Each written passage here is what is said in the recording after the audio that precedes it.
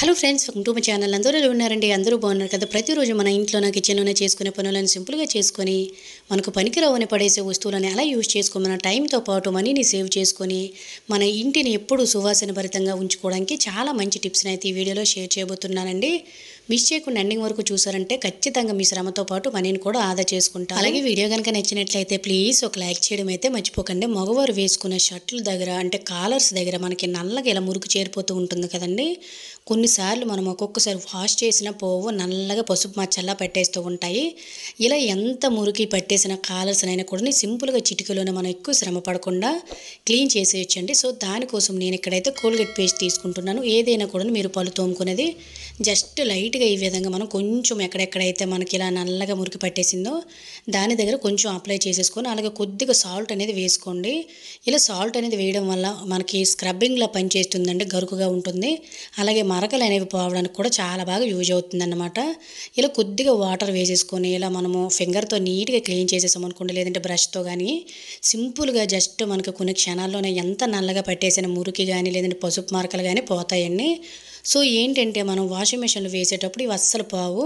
Washing మిషన్లో ప్రతిరోజు ఎవరైతే బట్టలు ఉతుకుతారో కాలర్స్ అనేవి అస్సలు మురికి వదలడం లేదనుకుంటారు. ఇలా వాషింగ్ మిషన్లో వేసే షర్ట్లన్నీ కూడా ఇలా క్లీన్ చేసేసి ఆ తర్వాత వాషింగ్ మిషన్లో వేసి చూడండి, ఇంకా చాలా నీట్గా ఉంటాయి. చూసారు కదండి, జస్ట్ కొన్ని సెకండ్స్లోనే నేనైతే ఎంత మురికి పట్టిన కాలర్ అంతా కూడా క్లీన్ చేసేసాను. తర్వాత మనం ఎలానో వాష్ చేస్తాం కాబట్టి ఇక్కడ పడిన మచ్చ అంతా కూడా నీట్గా క్లీన్ అయిపోతుందండి. యూజ్ అవుతుందంటే ట్రై చేయండి. అలాగే ఫ్రెండ్స్, ఇంకొక చిన్న రిక్వెస్ట్ అండి, ఇంకా మీలో ఎవరైనా మన ఛానల్ సబ్స్క్రైబ్ చేసుకోలేకపోతే ప్లీజ్ సబ్స్క్రైబ్ చేసుకొని పక్కనే ఉన్న బెల్ ఐకాన్ ఆల్లో యాక్టివేట్ చేసుకున్నారంటే ప్రతిరోజు నేను చేసే వీడియోస్ అన్ని డైలీ నోటిఫికేషన్లో వస్తాయి. ఇంకా సెకండ్ టిప్ని అయితే తెలుసుకుందామండి. సో మనం ఏమైనా షాపింగ్ చేసేటప్పుడు గట్టునో ఇలా మార్కెట్ చేసేటప్పుడు ఇటువంటి కవర్స్ అనేవి మన కిచెన్లో చాలా ఎక్కువగానే ఉంటాయి కదండి. వీటిల్ని ఎందుకు పనికిరావని పడేయకుండా దానికి దీనికి యూజ్ చేసుకోకుండా సింపుల్గా జస్ట్ ఒక చిన్న కవర్తో మనం ఇంట్లోనే బోర్డుని అనేది తయారు చేసుకోవచ్చు అన్నమాట. మనం ప్రతిరోజు వాడుకోవడానికి లేదంటే పిల్లలకైనా కూడాను నేను ఇక్కడ మిడిల్లో కట్ చేసుకొని ఎంత కావాలో అంత సగం పార్ట్ వరకు కూడా తీసుకున్నాను. అలాగే ఇటువంటి అట్టముక్కలు అనేవి మనకు ఉంటూనే ఉంటాయి కదండి. సో ఇవి కూడా మనకి వచ్చేటప్పుడు పడేస్తూ ఉంటాము. ఇలా సరిపడా కవర్కి చిన్న అట్ట పీసుని తీసేసుకొని దానికి విధంగా నేనైతే గమ్మును అంటించేసుకుంటున్నానండి. మీకు కావాలనుకున్నట్లయితే పిన్స్ కూడా కొట్టేసుకోవచ్చు. సో ఏదనేది మీ ఇష్టం అనమాట. ఇలా జస్ట్ ఒక్కసారి ట్యాప్ చేసామంటే మొత్తం అతికిపోతుందండి. చుట్టూ కూడా మనకి నీట్గా ఉండడం కోసం నేను ఇక్కడైతే ఇటువంటి టేప్స్ అనేవి మనకి చాలా తక్కువ రేటుకే దొరుకుతూ ఉంటాయండి బుక్ షాప్లోన. సో నేనైతే ఆపోజిట్ కలర్ అనేది అనమాట గ్రీన్ అనేది తీసుకొని చుట్టూ కూడా ఇలా బార్డర్లా వేస్తున్నాను అనమాట. ఇలా బార్డర్లా వేయడం వల్ల మనకి చూడడానికి బాగుంటుంది, నిండుగా కూడా ఉంటుందని. చూసారు కదండి, సింపుల్గా మనకి బోర్డు అనేది రెడీ అయిపోయింది. ఇలా మనము ఇంట్లోనే ఈజీగా బోర్డుని తయారు చేసుకొని మన కిచెన్లోనే మర్చిపోకుండా ప్రతిరోజు మనం చేయవలసిన పనులు కానీ లేదంటే మార్కెట్ నుంచి తెచ్చుకోవలసిన సామాన్లు కానీ క్లియర్గా రాసుకొని మళ్ళీ అవి అయిపోగానే సింపుల్గా ఇలా కాటన్తో కానీ లేదంటే ఒక క్లాత్తో కానీ తుడిచేసామనుకోండి, నీట్గా కవర్ కాబట్టి మనకు పోతాయండి. దీన్ని మళ్ళీ మళ్ళీ మనం చక్కగా రీయూజ్ చేసుకోవచ్చు అన్నమాట. సో కిచెన్లో మనము ఏవైనా మర్చిపోతాము అనుకున్నట్లయితే ఒక టేపుని ఈ విధంగా బ్యాక్ సైడ్ అంటించేసుకొని బ్యాక్ సైడ్ ఉండే పేపర్ని రిమూవ్ చేసుకొని కిచెన్లో ఇలా సింపుల్గా ఒక దగ్గర పెట్టేసుకున్నాం అనుకోండి టైల్స్కి, ప్రతిరోజు మనం చేయవలసిన పనులు మార్కెట్ నుంచి తెచ్చుకోవాల్సిన సామాన్లు అన్నీ కూడా ఇలా లిస్ట్ రాసుకొని మళ్ళీ చక్కగా క్లీన్ చేసేసుకోవచ్చండి. చూసారు కదండి ఎంత నీట్గా ఉన్నాయో. అలాగే పిల్లలు కూడా ఇంట్లోనే ఉన్నారనుకోండి, ఇలా డ్రాయింగ్ పర్పస్గా ఏవైనా రాసుకుంటూ ఉంటారు కదా అవి ఇవి. సో అవన్నీ కూడా ఇలా రాసుకొని చెరుపుకోవడానికి కూడా చాలా బాగా యూజ్ అవుతుంది అంటే ట్రై చేయండి. ఇంకా థర్డ్ టిప్ని అయితే చూద్దామండి. ప్రతిరోజు కూడా మనము ఎక్కువగా వాడే దాంట్లో స్పూన్స్ అనేవి ఎక్కువగా వాడుతూ ఉంటాం కదండి.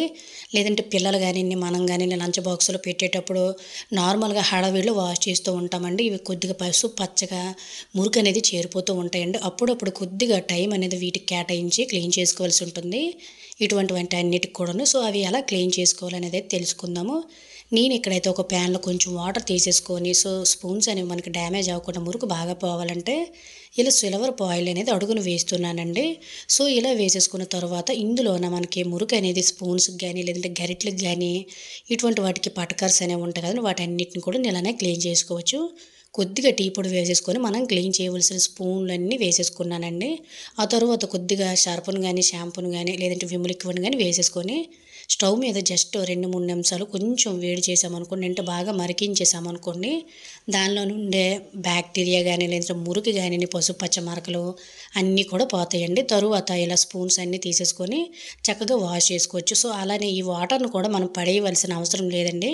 చక్కగా ఆ సిల్వర్ బాయిల్స్ అనేవి తీసేసుకున్న తర్వాత ఈ వాటర్‌లో మన ఇంట్లోన ప్రతిరోజు గాజు బౌల్స్ గానీ, లేదంటే ఇటువంటి టీ తాగే గ్లాసెస్, జ్యూస్ గ్లాసెస్, లేదంటే టీలు, కాఫీలు తాగే కప్స్ అనేవి ఉంటాయి కదా! వాటన్నిటిని కూడాను సింపుల్‌గా క్లీన్ చేసుకోవచ్చండి. సో, ఎక్కువగా శ్రమ పడవలసిన అవసరం లేదు. మంచి షైనింగ్ లుక్ అనేవి వస్తాయి.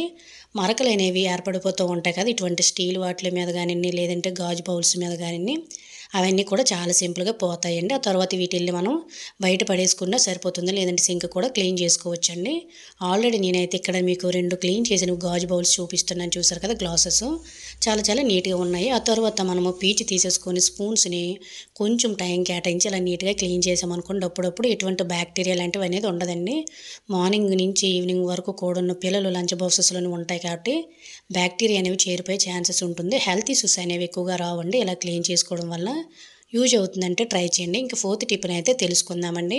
సో, మనం కూరల మీద వాడే ఇటువంటి గాజు మూతలనేవి ఉంటాయి కదండీ! సో, వీటిల్ని మనం నార్మల్‌గా ఐరన్ స్క్రబ్‌తో గానీ, గ్రీన్ స్క్రబ్‌తో గానీ క్లీన్ చేసినా మనకి ఏంటంటే మురుకనేది వదిలినట్టే ఉంటుంది కానండి, ఒక్కొక్కసారి గీర్లు పడిపోతూ ఉంటాయండి. అలాగే చుట్టూ బోర్డర్స్‌లోను గట్టండి మనకి జిడ్డు అనేది పట్టేసి సో, ఫంగల్‌లా ఫార్మ్ అయిపోతుంది కదా!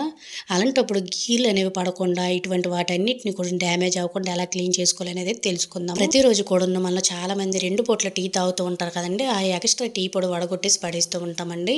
ఇవి క్లీనింగ్ పర్పస్‌కి చాలా చాలా బాగా యూజ్ అవుతాయండి. ఇటువంటి గాజు బౌల్స్ గానియండి, గాజు కప్పులు, లేదంటే ఇటువంటి మూతలన్నీ కూడా చాలా చాలా సింపుల్‌గా క్లీన్ చేసుకోవచ్చండి. ఒక స్క్రబ్బింగ్‌లా పనిచేస్తాయి.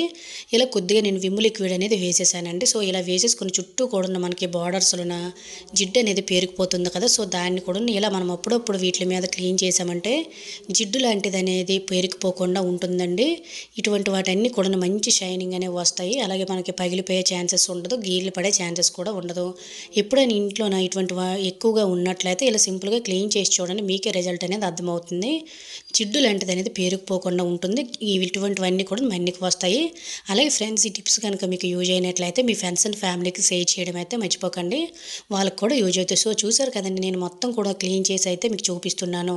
చుట్టూ కూడాను పేరుకుపోయిన జిడ్డు అంతా పోయింది. అలాగే మనకి కాపు కూడాను చాలా చాలా నీట్‌గా ఉంది. కూర పసుపు మరకలు లాంటివి గట్టను చాలా చాలా నీట్‌గా క్లీన్ అయిపోతాయండి. చూసారు కదా ఎంత నీట్‌గా ఉందో. యూజ్ అవుతుందంటే ట్రై చేయండి. ఇంకా ఐదో టిప్‌నైతే చూద్దామండి.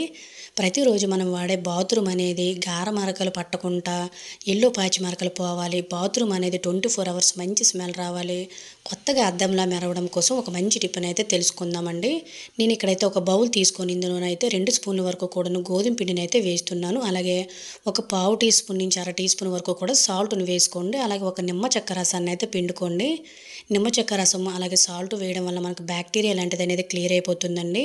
పసుపు మరకలు, తుప్పు మరకలు, సోప్ మరకలు లాంటివి గట్టను చక్కగా క్లీన్ అయిపోతాయన్నమాట. సో, గోధుమ పిండి కూడాను మనకి చాలా బాగా క్లీనింగ్ పర్పస్‌లో నీట్‌గా యూజ్ అవుతుందండి. సో, మనకు మరకలు లాంటివి పోవడానికి యూజ్ అవుతుంది. జిడ్డు మరకలు లాంటివి గట్టను. అలాగే మీకు నచ్చినట్లయితే ఇందులో కొద్దిగా షాంపూలు గానీ ఏదైనా వేసుకోండి. నేను కొంచెం విమ్ లిక్విడ్‌ని వేశాను. సో, ఈ విధంగా తయారు చేసుకొని మనము చక్కగా వారం 10 రోజులకు ఒకసారి బాత్రూమ్ మొత్తాన్ని క్లీన్ చేసేసుకోవచ్చండి. ఇలా మీరు ఒక్కసారి క్లీన్ చేశారంటే ఎటువంటి కెమికల్స్ వాడవలసిన అవసరం లేదు. రూపాయి ఖర్చు కూడా ఉండదండి. ఇంట్లోనే ఉండే వాటితోటి ఇలా మనము బాత్రూమ్‌లోను ట్యాప్స్, షవర్ ట్యాప్స్ అన్నిటిని క్లీన్ చేసుకోవచ్చండి. అలాగే బాత్రూమ్ డోర్స్ కూడా క్లీన్ చేసుకోవచ్చు. ముఖ్యంగా పోటీ అనేది మనం కడగడం 2 రోజులు ఆలస్యమైందంటే పసుపు మరకలనేవి పేరుకుపోతాయి కదండీ! పాచి మరకలు లాంటివి గట్టను. సో, అవన్నీ కూడాను నీట్‌గా క్లీన్ అయిపోతాయండి. పైనుంచి కింద వరకు కూడాను మొత్తం ఇలా క్లీన్ చేసేసుకున్నామనుకోండి, గారల్లా పట్టేస్తూ ఉంటాయండి. కొంతమంది బాత్రూమ్‌లో అయితే ఎల్లో పాచి మరకలని పట్టేసి స్మెల్ అనేది వచ్చేస్తూ ఉంటుంది. సో, ఇలా ఒక్కసారి క్లీన్ చేసి చూడండి. బాత్రూమ్ అనేది ఎప్పటికి ఎన్ని సంవత్సరాలైనా కూడాను కొత్తగా అద్దంలా ఉంటుంది. నిమ్మకాయ అనేది వేసాం కాబట్టి బ్యాడ్ స్మెల్ కూడా రాదండి. ఇలా మొత్తం క్లీన్ చేసి ఒక్కసారి ప్రెస్ చేసి వాటర్ మీకు చూపిస్తున్నాను. చూసారు కదండీ బాత్రూమ్ అనేది ఎంత నీట్‌గా ఉంది. ఇలా తయారు చేసుకునేది జస్ట్ మనం బాత్రూమే కాకుండా బాత్రూమ్ గోడలు, కిందన ఫ్లోరింగ్స్, ట్యాప్స్ అన్నీ కూడా క్లీన్ చేసుకోవచ్చండి. సోప్ మార్కులు అనేవి పడిపోతూ ఉంటాయి కదా! వాటర్ మార్కులు లాంటివి గట్టను. సో, అవన్నీ కూడాను నీట్‌గా క్లీన్ అయిపోతాయండి. మిగతాది నేను కొంచెం మిగిలింది కదా! సో, దాన్ని కిందన టైల్స్ మీద వేసేసి నీట్‌గా చీపురు లేకుండా ఇలా సింపుల్గా బ్రష్ అనేది సెట్ చేసి ఉంచుకున్నాం అనుకోండి, ఇలా నడుము నొప్పి లేకుండా సింపుల్గా ఎప్పుడు కావాలంటే అప్పుడు నీట్గా ఇలా క్లీన్ చేసుకోవచ్చండి. బాత్రూమ్ అనేది ఎప్పటికప్పుడు ఇలా మనం క్లీన్ చేసుకోవడం వల్ల మనకి ఎటువంటి ఫంగల్స్ కానీ బ్యాక్టీరియా లాంటిది గట్టని చేరకుండా ఉంటుందండి.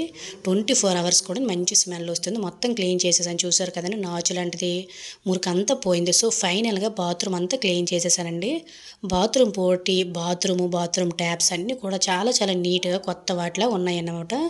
ఖచ్చితంగా ఈసారి బాత్రూంలో బ్యాడ్ స్మెల్ అనేది వస్తుంది, పసుపు మార్కులు, సోప్ మార్కులు, ఎల్లో మార్కులు అనేవి ఉన్నాయంటే ఇలా ఒక్కసారి క్లీన్ చేసి చూడండి, రిజల్ట్ అనేది మీకే అర్థమవుతుంది.